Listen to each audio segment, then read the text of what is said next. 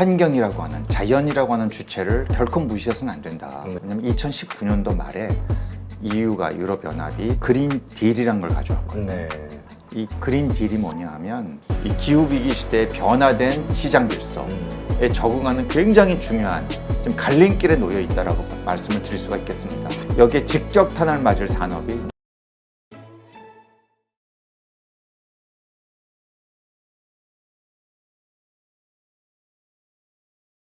오늘 모신 분은 기후위기 부의 대전환 책의 저자시죠. 서울대 홍정호 교수님 모셨습니다. 안녕하세요. 네, 안녕하세요.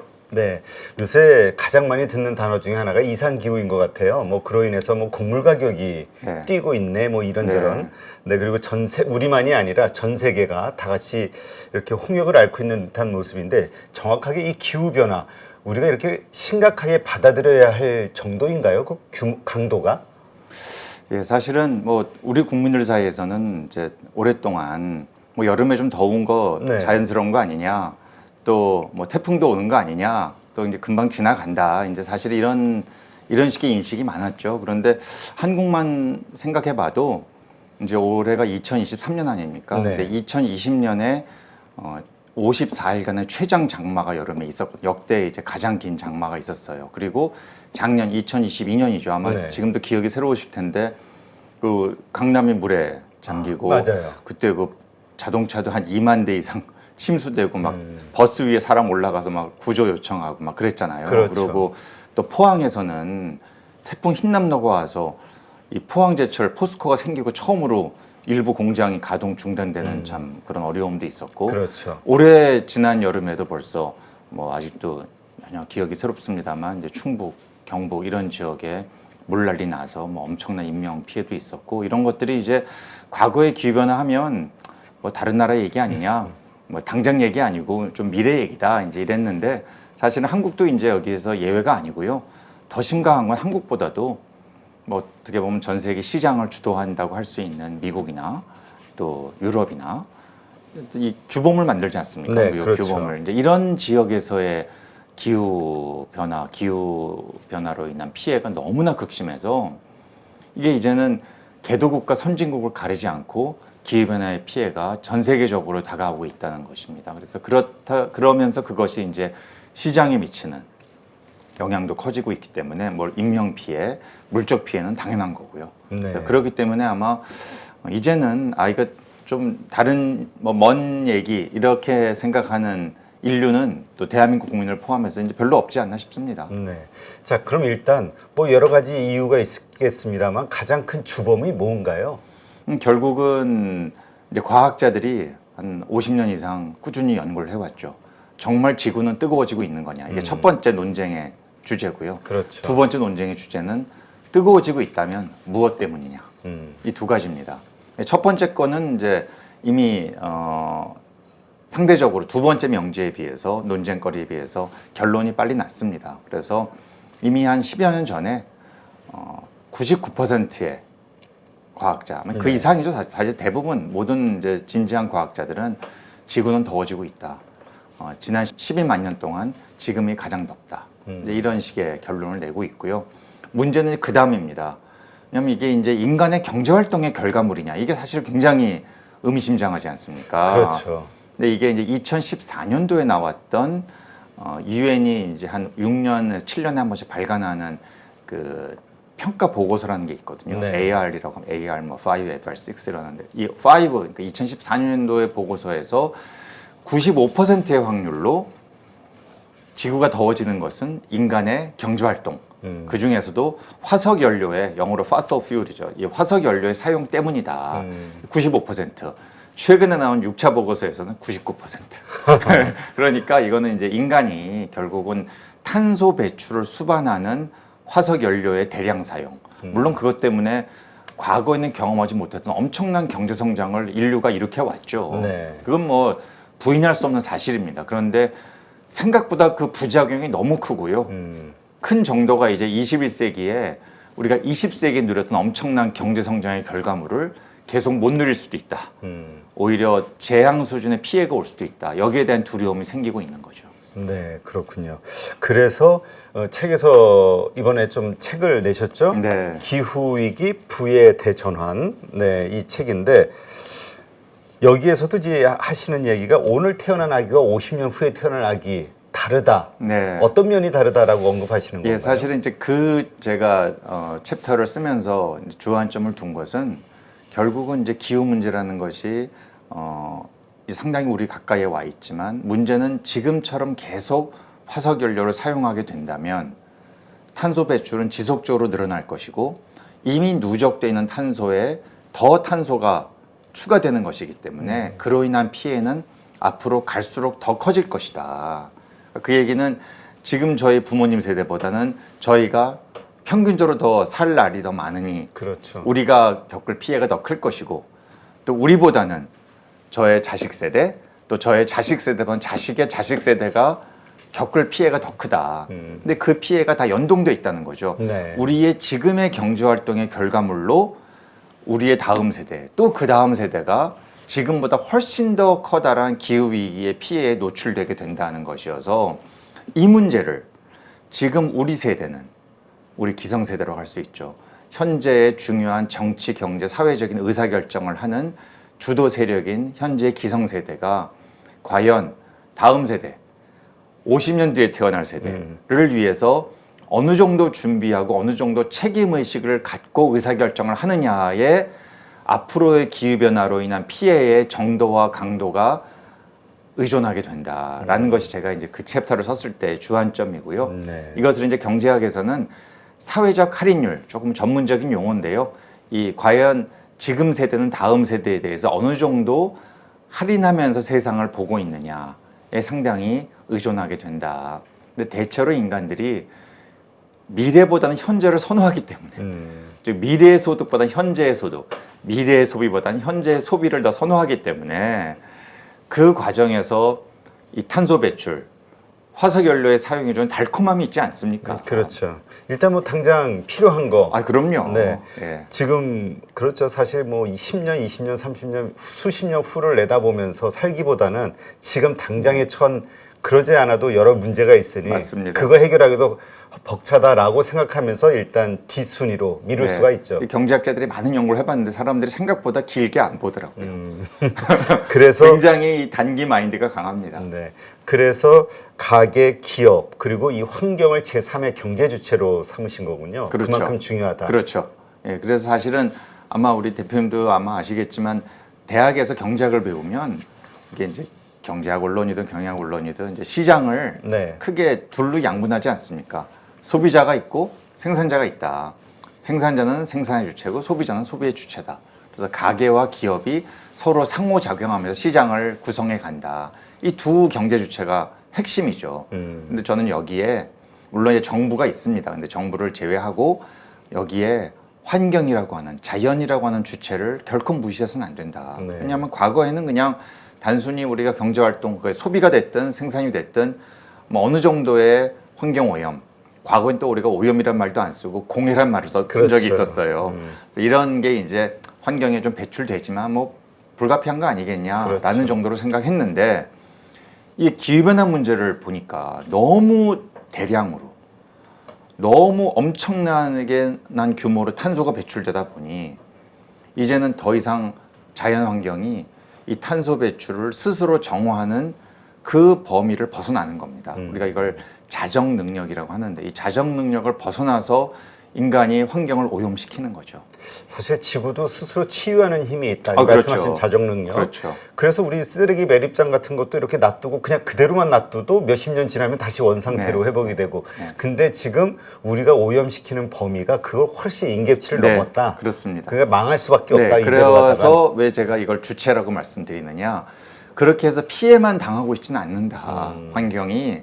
그렇게 해서 환경이 오염되고 생태계가 파괴되는 것은 분명한 사실인데 이것이 거기서 머무르는 것이 아니고 다시 인간의 소비활동, 인간의 생산활동, 더 나아가 인간의 생존을 위협하는 방식으로 다시 우리에게 돌아오게 된다라는 것이죠. 그러니까 이걸 주체로 생각지 않으면 그냥 단순히 뭐 우리가 환경 좀 오염시키고 필요한 자원 추출해서 사용하면 되지라고 생각한다면 이건 굉장히 아니한 생각이고 자칫하면 인류의 미래, 지속적인 성장에 큰 영향을 미치게 될 수 있다라는 겁니다. 네, 사실 우리가 환경에 대해서 그렇게 민감하게 생각하지 않았던 것 같아요. 최근 몇 년 전까지만 해도. 근데 이 코로나라는 아주 그냥 엄청난 세계적 재앙 이거를 겪으면서 그때서부터 자연의 보복 뭐 이런 어떤 화두가 떠오르면서 이 환경 기후 변화 이런 거에 대해서 많이 신경을 쓰기 시작한 것 같은데 그래도 아직 부족하죠.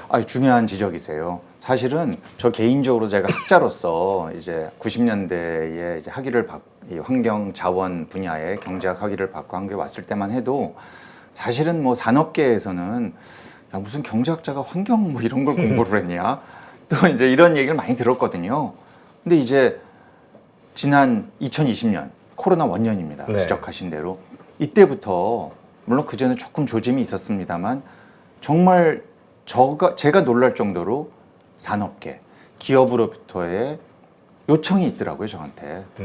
이게 뭔가 좀 심상치 않다. 네. 특히 이제 뭐 많은 보건학자들이 연구를 한 결과물입니다만 결국은 코로나와 같은 이런 엄청난 질병 위기도 그 밑바탕을 잘 살펴보면 기후 문제와 무관하지 않다. 네. 그러니까 결국은 이 바이러스라는 것이 인수 공통 감염병인데 이 인수 공통 감염병이 결국 기후변화와 같은 이런 생태계 변화를 가져오는 이런 요인에 따라서 자꾸만 인간이 이 야생동물과 접촉할 수 있는 가능성, 기회가 자꾸만 늘어난다는 것이죠. 네. 상당 정도 인간의 책임입니다. 그러다 보니 그로 인해서 질병위기가 생기고 이것이 경제에 막대한 타격을 미쳤잖아요. 그렇죠. 그러니까 인간이 기후변화는 좀 둔감할 수 있어도 경제 문제는 엄청 민감하기 때문에 그 중간에 질병이라는 것이 끼어들면서 이거 정말 자칫하면 우리가 경제 성장하겠다고 열심히 살아왔는데 기후 문제가 생겨서 중간에 질병 위기가 끼어들면서 아예 우리의 삶인 자체가 초토화될 수도 있겠구나라는 식의 생각에 이제 미치게 된 거죠. 이미 학자들은 이런 연구들을 해왔고요. 사실 그때 코로나 유행할 때 나왔던 많은 이야기들을 이렇게 정리해 보면은 이거는 시작에 불과하고 이거보다 더 무서운 바이러스 혹은 질병들이 계속해서 우리 인류를 공격할 것이다. 이런 얘기를 했던 게 기억이 나요. 맞아요. 사실 코로나 이전에 이미 사스나 메르스 들어보셨을 그렇죠. 겁니다. 예. 이것도 사실 다 야생동물에 기인한 질병이거든요. 그 당시는 비교적 국지적이었죠. 근데 이제 코로나가 이제 현대사에 있어서 온전히 글로벌한 이런 인수 공통 감염병의 그 위력을 보여준 거고요. 앞으로 이런 문제가 계속해서 기후변화가 일어난다면 질병이 일상화된, 그것도 글로벌한 질병이 일상화된 이렇게 사실 이 생각을 우리가 이 가능성을 무시할 수가 없기 때문에 이제 거기에 대한 두려움이 있는 거죠. 그렇죠. 사실 코로나 때문에 진짜 이 공공장소 혹은 몇몇이 있는 데서 기침 한 번만 해도 엄청났죠. 사람들이 눈치를 쫙 주고 마스크만 안 쓰고 있어도 뭐라 하고 지적했죠. 네. 실제로는. 그러니까 그만큼 생명의 위협을 받을 수도 있다라는 어떤 공포감이 있었던 것 같아요. 그러면서 제가 떠오른 게 그때 되게 두려웠던 것 중에 하나가 뭐 에볼라 바이러스 이런 거 사례를 들면서 이건 바로 공기 중에 맡기만 해도 바로 즉사 막 이런 얘기하니까 그때 정말 현실적으로 되게 와닿았었거든요. 이게 아마 우리 기후에 대해서 그나마 좀 신경을 쓰게 만든 계기가 됐던 것 같아요. 굉장히 그랬고 사실 그러면서 아무래도 이제 한국 사람들은 경제와 이 산업과 기업과 성장에 관심이 많으시기 때문에 제가 그 당시에 그 2020년이죠. 코로나 원년입니다. 코로나 때도 모든 경제 올스톱되고 여름에 최장 장마 오면서 제가 기업들로부터 연락을 받았는데 어떤 이야기냐면 아니 유럽이나 미국의 조짐이 심상치 않다. 정책에 대한 굉장한 그 변화를 자꾸만 가져오려는 것 같다. 왜냐하면 2019년도 말에 EU가 유럽연합이 그린 딜이란 걸 가져왔거든요. 네. 이 그린 딜이 뭐냐 하면 앞으로는 기후 문제를 성장의 단초로 삼겠다. 이게 사실은 굉장히 역설적이죠. 그렇죠. 보통 환경하고 성장을 이게 따로 가는 것으로 생각했는데 그렇죠. 오히려 경제 성장에 방해가 되는 걸로 환경 보호는 맞습니다. 그래서 이제 이 새로운 딜이란 걸 통해서 결국은 앞으로 기후변화 문제를 해결하려고 하는 노력이 거기서 일자리가 나오고 그게 유럽의 새로운 성장을 견인할 것이다. 이게 상당히 역설적인 얘기인데 잘 들어보면 또 말이 되는 거거든요. 여기에 대한 이런 것이 앞으로 시장 질서를 바꾸는 어떤 모멘텀 아니냐. 이제 이런 이야기들을 기업들이 하면서 제가 상당히 그 당시에 저는 뭐 그런 걸 좀 팔로우하고 있었기 때문에 기업들 자문도 하고 굉장히 그러면서 지난 3년이 어떻게 지나가나 모를 정도로 글로벌하게 이 기후가 시장에 미치는 영향이 굉장히 아주 급속도로 단기간에 커졌다라고 할 수 있겠습니다. 네. 그래서 그 유럽에서 EU에서부터 시작이 된 어떤 이 관련된 법안들이 아주 강력하게 나오기 시작했잖아요. 강력하게 그래서 나왔어요. 지금 뭐 탄소 국경세도 네, 제정이 그렇습니다. 됐고요. 그렇습니다. 그런 것들로 인해서 뭐 여러 가지 기업 활동이 더 어려워지는 거 아니냐, 원가 부담이 높아지는 거 아니냐, 환경이 어쩔 수 없이 투자할 수밖에 없는 거 아니냐 이런 얘기가 나오지만 어쨌건 대세는 이렇게 가는 것 같아요. 네. 이 탄소, 근데 이 탄소와 관련해서 탄소 국경세라는 게 있지 않습니까? 그다음에 탄소 배출권에 대한 네. 거래 예. 이런 것들이 EU에서는 상당히 좀 활발하게 거래가 그렇죠. 되는 것 같은데 이걸 그렇죠. 어떻게 예, 보시나요? 이제 배출권 거래제가 이제 먼저 시작이 됐고요. 전 세계적으로 국가 단위에서 뭐 이유는 이제 여러 국가들의 연합체 아니겠습니까? 그래서 이 여러 국가들이 단일 시장처럼 실제 행동을 합니다. 그래서 배출권 거래제를 이 EU 27개 국가들 내에 있는 모든 일정한 배출량 이상을 배출하는 기업들은 다 배출권 거래제에 참여하게끔 의무적으로 규제를 만든 것이죠. 그게 시작이 2005년입니다. 벌써 이제 20년 가까이 되는 그러네요. 거죠. 이게 이제 쭉 오면서 계속 배출권 거래제의 실효성이 강화됩니다. 그래서 과거에는 그냥 공짜로 배출권 나눠주다가 이제 유상으로 나눠주고 이런 비중을 계속 키워가고 할당량을 줄이다 보니 가격은 올라갈 수밖에 없고 결국 기업들은 압박이지만 이 동시에 이제 지향하는 것은 그렇게 해서 앞서가는 기업들, 즉 탄소 배출을 줄이기 위해서 끊임없이 기술 개발을 하고 공정을 혁신하는 기업들은 시장에서 배출권을 팔아서 돈을 벌 수도 있다. 그렇죠. 이게 이제 하나의 규제가 혁신을 가져오는 논리거든요. 이게 가장 크게 관심을 가졌던 게 테슬라가 흑자를 처음 냈는데 대부분 그 요소가 이 탄소 배출권 그게요. 이제 판매다. 예, 이제 배출권 영어로는 크레딧 맞습니다. 근데 이제 유럽에서 하는 배출권 거래제 조금 성격은 다른 게 그래요? 예, 이제 이게 자동차에 대한 배출 규제가 유럽이 굉장히 강해요.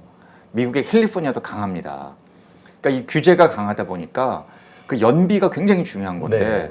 일반 휘발유나 경유차는 이 연비 규제를 맞출 수가 없는 거예요, 더 이상 이미. 그런데 전기차는 테슬라는 아예 탄소 배출을 안 하는 최소한 운행 중에는 배출하지 않지 않습니까? 왜냐하면 전기니까. 그러다 보니 여기에서 크레딧을 받아서 이 크레딧을 이 규제를 충족시키지 못하는 기업들에게 판매를 하는 거예요.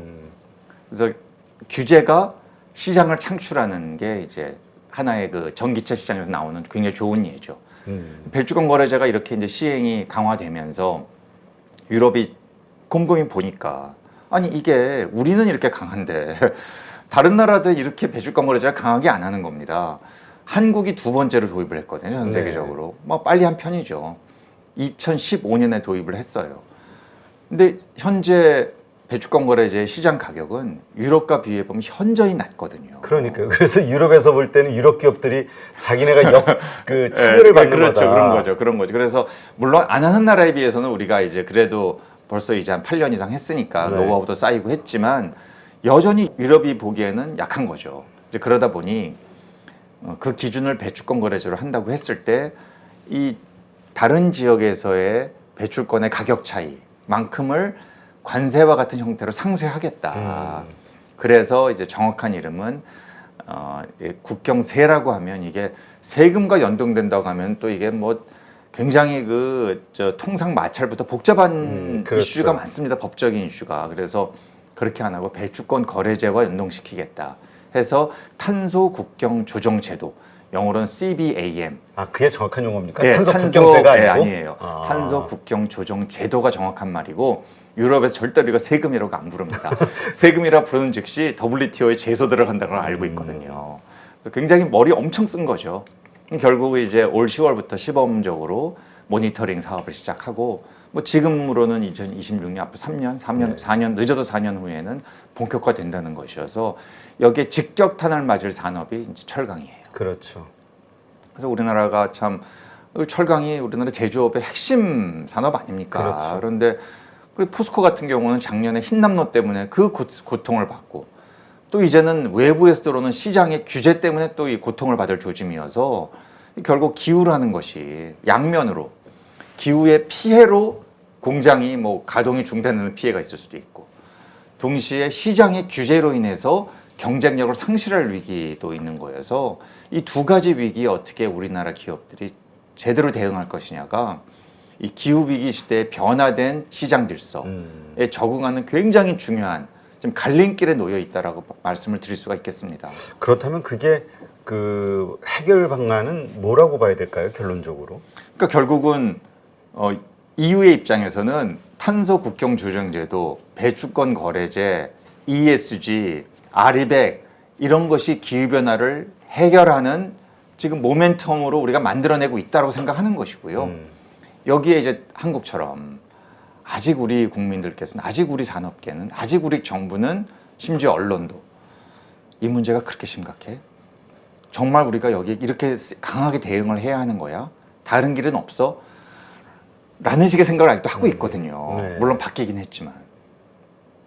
이거는 돌이킬 수 없는 대세다. 근데 제 주장은 만약에 계속 이렇게 안이한 생각으로 시장을 바라보게 된다면 3년, 5년, 7년, 10년 후에 우리나라 산업 경쟁력은 현저히 약화될 수 있다. 네. 그럼 뭐 저만의 얘기가 아니고요.